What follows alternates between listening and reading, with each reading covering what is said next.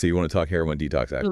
Big question we're seeing a lot is, can you even do that safely at home? Or is rehab the only way to go? We're really going to dig into that today. What are the risks? What kind of support do you really need? All that. Yeah, and I think right off the bat, we got to be real about how tough heroin detox actually is.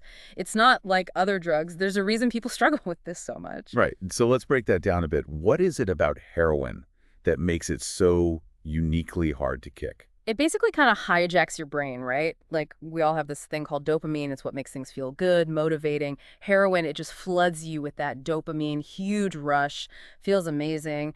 Problem is, your brain gets used to that, starts needing the drug just to feel normal. So when you try to stop, it's not just, I want it back. It's like your body's freaking out.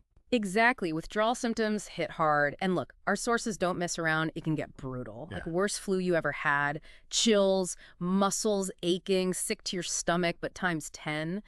And then on top of that, you've got the anxiety, can't sleep, just constantly craving it. Man, just hearing that, I can't imagine going through that with zero medical help. So, got to ask about the elephant in the room. Home detox. It's tempting, right? Your own space, comfy. But what are we risking there? That's where things get dangerous fast.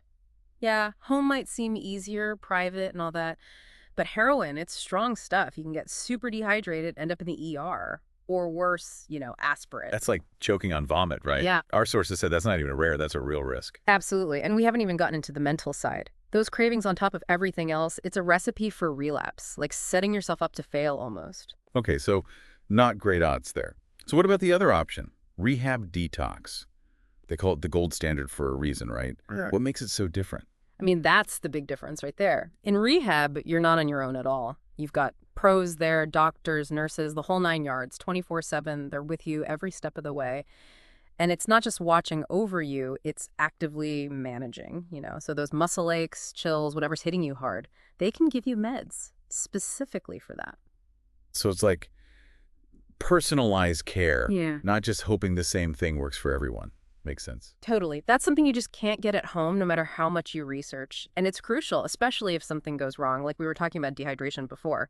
In rehab, they're on top of that, constantly checking. They can have you on an IV drip if they need to, no waiting around for it to become an emergency. So that constant medical backup is huge.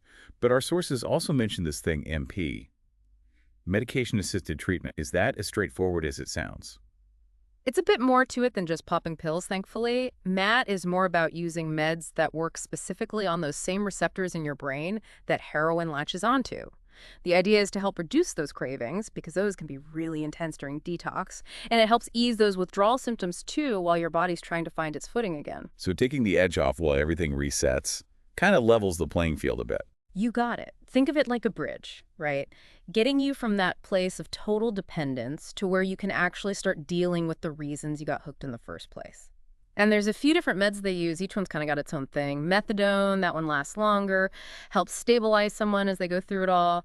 Then there's buprenorphine, works kind of similar, but it's got a limit on how much it activates things, so it can be safer depending. And then there's naltrexone. That one actually blocks the effects of opioids completely. So that last one, that's more about preventing relapse, not so much dealing with the initial withdrawal. Exactly. Different tools for different parts of the process, But honestly, what really sets rehab apart, more than the medical stuff even, is that they get how important therapy and support are. That's where you start digging into the deeper stuff, the why behind the addiction. It's interesting you say that because our sources all agreed that psychological side is huge. It's not just a physical thing, right? Yeah. It's the underlying reason someone turns to heroin in the first place. Totally. Rehab gives you the space to actually unpack that. One-on-one therapy so you can process your own experiences, learn how to cope, and then group therapy, which is huge for that feeling of community, not being so isolated. Speaking of community, our sources mention support groups a lot too. That seems to be a big part of rehab. Oh, absolutely. Groups like Narcotics Anonymous, those can be a lifeline for people. They connect with others going through the same thing, share their stories, encourage each other. Knowing you're not alone in that struggle, that's huge. So it's like you've got the medical expertise to manage the physical stuff, but then you've also got that whole other layer of support, the therapy, the community. It's night and day compared to detoxing at home, huh? So we've looked at two pretty different roads here, the kind of scary reality of home detox and then rehab with all its support. Sounds like rehab's really trying to tackle this from all angles, not just kicking the physical habit. Yeah, it's about treating the whole person, not Yeah. just the addiction, right? But here's the thing, detox, whether you're at home or in a facility, it's just the beginning of the story. Which brings us to the long game, long-term recovery. What's it actually take to build a life beyond heroin? And what kind of support helps make that stick? That's where the real change happens. Detox gets the drug out of your system, but long term, it's about giving people the tools, the strategies to make it without heroin.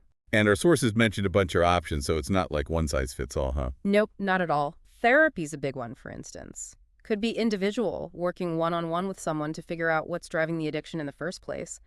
Learning how to deal with stress, those triggers that make you want to use, and even processing old trauma. So it's like rebuilding your foundation, but stronger this time, Yep, right? exactly. And then there's group therapy, too. You can't beat that feeling of community, knowing other people get it. Just being in a room with folks who've walked the same path, that's powerful stuff. That shared vulnerability, knowing you're not alone, our sources talked about that a lot. And support groups, too. Those seem key to staying sober long term. How do those play into it? Support groups, like NA, they're a lifeline for so many people. It's a safe space, no judgment, where you can talk about what you're going through, celebrate the victories, big or small. It reminds you that recovery is a journey, not a finish line, and you don't have to do it alone. So it's not just dealing with the past, but navigating all the present stuff, too, the everyday challenges of staying clean. Right, and that's where those healthy lifestyle changes come in, the stuff our sources mentioned. Exercise, for example, that's not just about being physically fit. It helps with stress, your mood, even sleeping better. All those things matter when you're trying to stay sober. Building a life that's more resilient so you're less likely to turn back to drugs when things get tough. Exactly. And it's not about becoming some kind of health nut overnight. It's about those small changes that add up over time. Eating better, getting enough sleep, finding healthy ways to deal with stress. That's the foundation of real lasting recovery. We've covered a lot of ground today, from the nitty-gritty of detox to the bigger picture of what it takes to truly recover. If you're listening to this and it all feels overwhelming, just remember, taking that first step, no matter how small, that's huge. It means you're strong and you want something better for yourself. And if I can add one last thought, recovery isn't about being perfect, it's about progress.